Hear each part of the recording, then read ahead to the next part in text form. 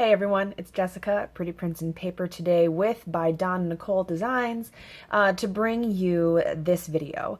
You've probably been practicing your brush calligraphy with maybe Dawn Nicole's practice sheets or some other practice sheets from around the Instagram community, and now you want to take it to the next level with some added details or extra oomph, so to speak. So today I'm going to talk about 6 ways that you can add shading or an extra pop to your hand lettering. So I have 6 different ways and I will walk you through each one. Today I am using a bunch of my favorite Tombows dual brush pens. You can probably use any other brush pens, so Artist Loft or Sakura or other brush pens like that. And I am also using a Micron fine liner. I can also use any kind of gel black pen to do this work. And then my favorite white pen, which is the Uniball Signo in Broad. This is hands down my favorite white pen. So I'll get started. Now the first one I'm going to do is a line. So I'll show you. So whatever word that you want to do, I will just copy this again.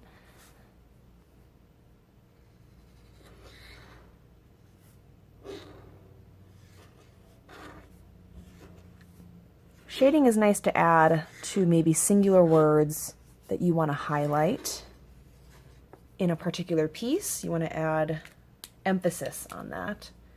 So you'll take the pen and you kind of mark a little bit away from the edge.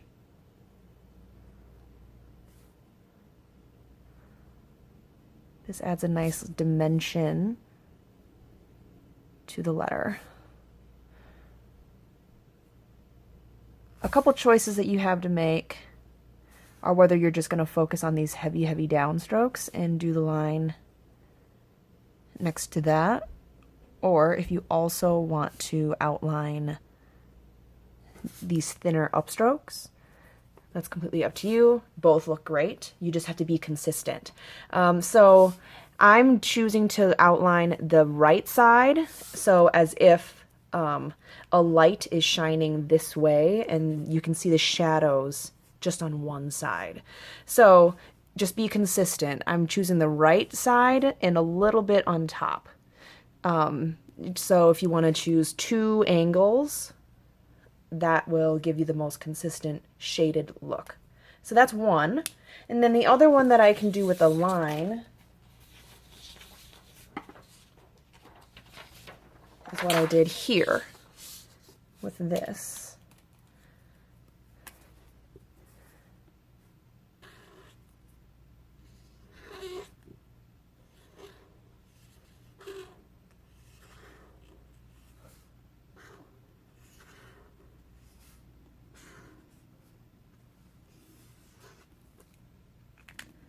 In this one, you're just adding some slight edging. So you're going to be going right up to the shaded part.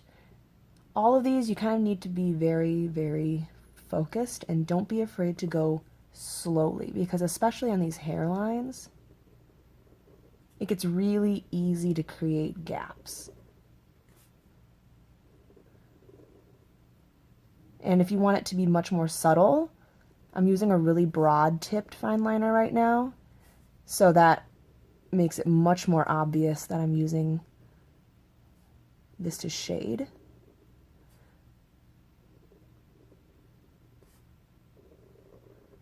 See, I went too fast, so there's this little gap here, so be more patient than me. The thinnest I've used was a 0.38, and those are really nice, because then it adds just a little bit of depth in a really subtle way. One of my favorites is the Pilot G2. I've ordered those on Jet Pens before, and now they're actually available at Target. I saw that yesterday. I was really impressed, because usually they only have the 1.7 or 0.5, and now they have 0.38. And that'll add just a little bit of crispness. Okay. Oh, shoot. My bad. Well, do as I say, not as I do for that particular one.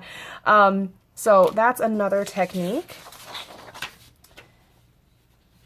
And then the other one for a line, which is kind of fun, is instead of doing a line on the edge, is doing dots. And I don't think you'll need me to really demo this one, but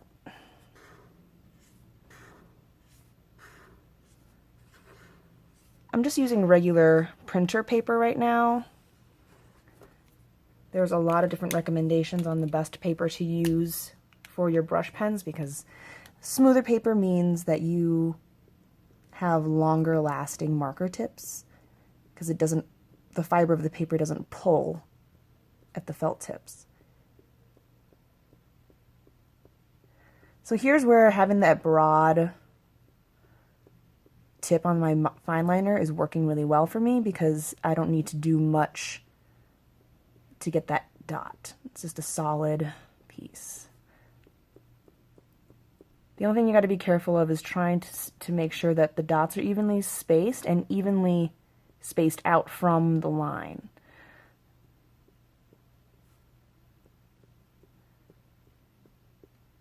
I think you're getting the point. Boop, boop, boop. There you go.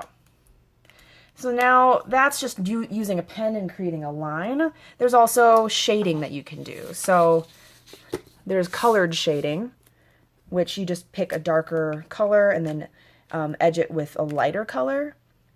And I'm using the Tombow, so the alcohol ink kind of blends together really well. So you just go back through, and I just did the downstrokes. I didn't do the upstrokes on the one side. So remember, staying consistent to one side. Or you actually could even highlight the whole outside for a different kind of look, full-on shading in that way.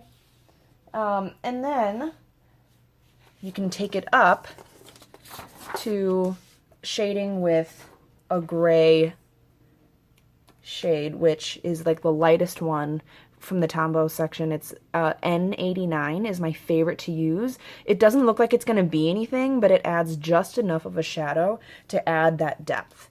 So again, drawing and then going down into the downstroke. And then the last one, the one that has some of the most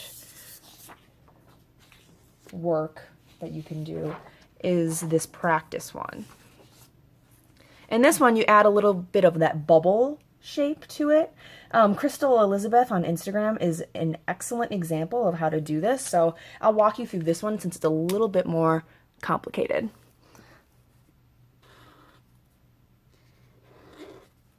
You see my subtle messaging with the choosing this word?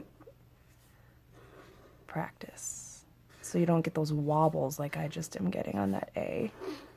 Oops. But for the sake of demoing, then you take that N89 and you kind of, I like to wait a couple seconds for the ink to dry, because what happens is the color kind of catches the main body sometimes.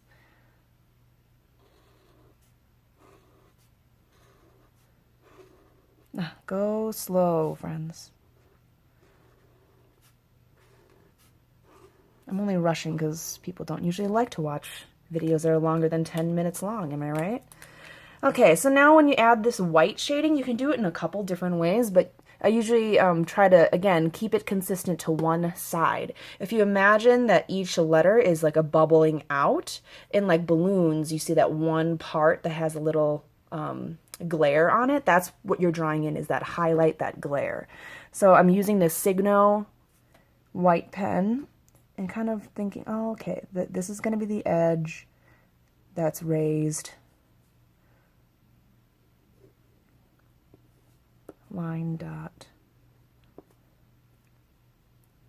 right along this curve. And you can do, again, in a couple different ways. Golden Leaf also has some really nice highlighting examples. And you can, you know, keep it to the top as if the light is shining this way, or you can go in and add the whole edge. Do a couple dots here and there.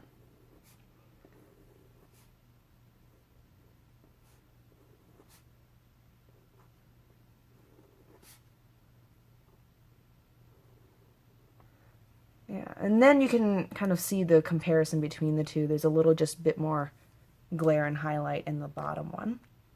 I also do like a galaxy effect in some of my other work, if you want to check that out, to add a different artistic touch to it. I think Dawn Nicole also has a galaxy tutorial on her blog, so take a peek at that. But these are just 6 of my favorite ways to add a little bit of a pop to the letters themselves without going into sketching and stuff like that. So that's all I have for you today.